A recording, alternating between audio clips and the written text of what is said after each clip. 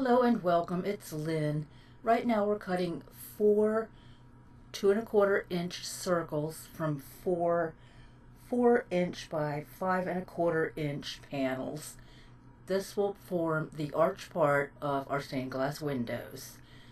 Subsequent to that, we will mark 4 inches down from the top of the circle and cut down the sides to form the rectangular part of the stained glass window. This is the Tim Holtz ruler. It has a steel edge, so I'm not in danger of ruining it. And I'm using the Fisker's fingertip craft knife.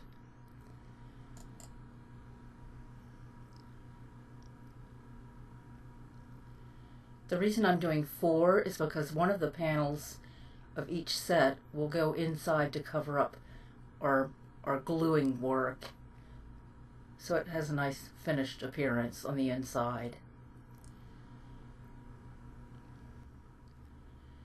And now we're cutting the abstract cover-up die for My Favorite Things. You can't see much of it there, but we'll actually get 3 cards from this one die. This is press and seal. It's a slightly sticky wrap intended for kitchen use, and we're going to turn the die over onto it as we empty it so that the pieces will stay somewhat in place.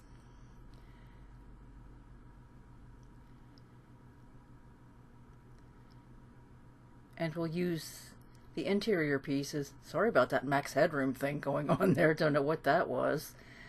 The pieces will stay somewhat in place,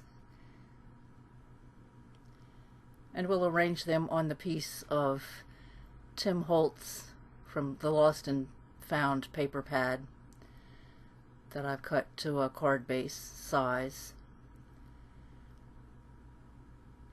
And I'll take a piece of micropore tape and just lightly tack that to the top so I can use that as a guide.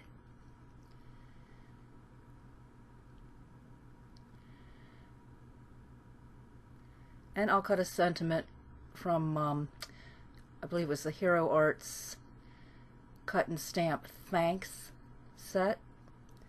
I cut the word thanks, and I also cut some confetti from the Mama Elephant confetti die set.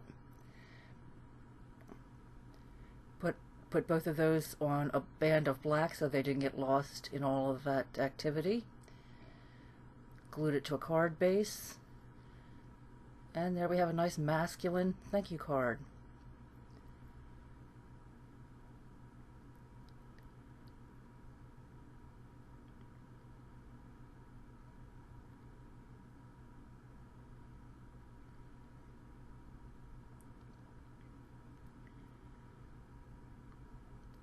So back to the stained glass,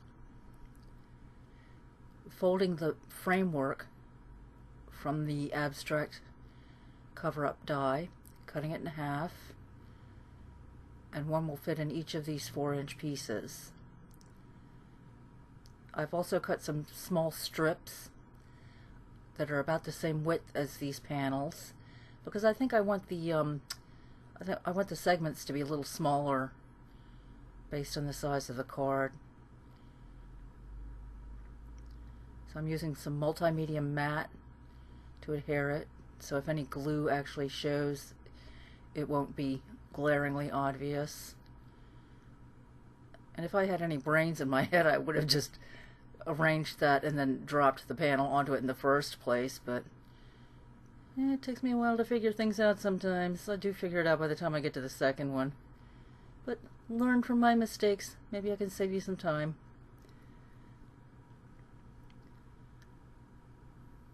Ah, she catches on. She finally catches on. Ah, there we go.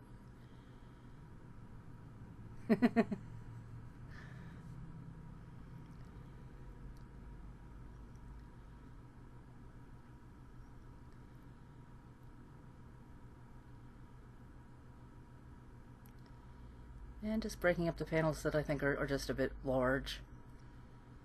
Having fun with it. Nothing says you can't change something around. That's part of the fun of creating. And now mine won't look like anybody else's. Okay, so I'm taking some clear acrylic and I'm tacking it with some more of that micropore tape so that if I make an error, I can actually lift it up and clean it with alcohol. I'm using Copic markers. I'm doing one in a very bright set and one in a more subdued set. And I recommend you test on your acrylic before you choose your colors, because I was very surprised at how different the colors are as opposed to on the paper. I'll show you a graphic in a second here. The ones on the bottom underneath the numbers will be the ones on the paper, and the ones under the markers will be on the acrylic. And you can pause it if you need a further look. But what appeared a vibrant red, see, R39, looked very pink when on the acetate. So you might want to test before you commit.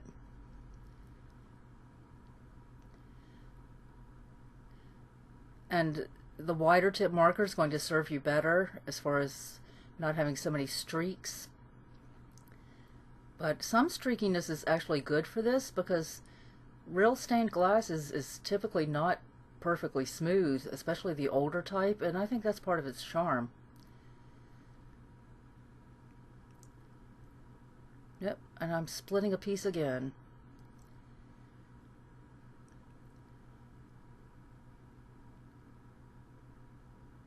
We're allowed to change our minds.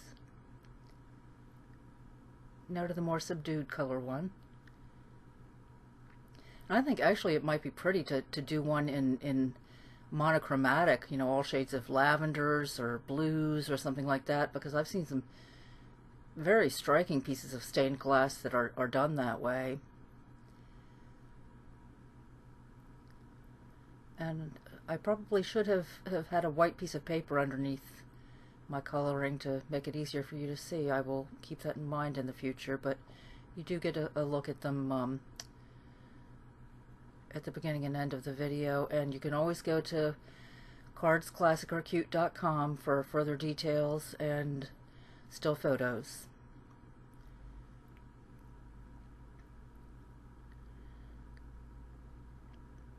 So now that the coloring is done, we're going to take off the tape after we put down some more of the multimedia matte. Adhere it firmly. And we're actually going to cut a card panel on the card base itself so that we can still see through it. But at present I'm going to work in the sentiment, and I'm going to make some glitter paper because I've been dying to use this Wow glitter. It is so pretty. Look at that color. So I put down some Versamark, and I'm coating it pretty heavily. I'm going to heat emboss it, and I'm going to use the Tim Holtz typeset alphabet die and cut out a phrase from it, and also a couple of stripes to use as decoration on the side. There's the typeset die. Very useful die. I get a lot of work from it. So I've cut out the word believe.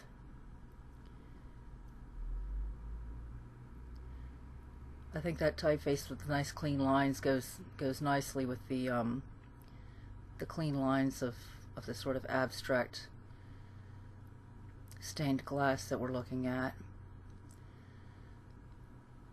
And then after I completed one, I used that one as a guide for the second. And now we're cutting out the secondary panel. And my camera died on me at some point here, so it was just that kind of day. But thanks for coming, and I hope to see you again soon. Come back and let's make a card. Take care. Bye.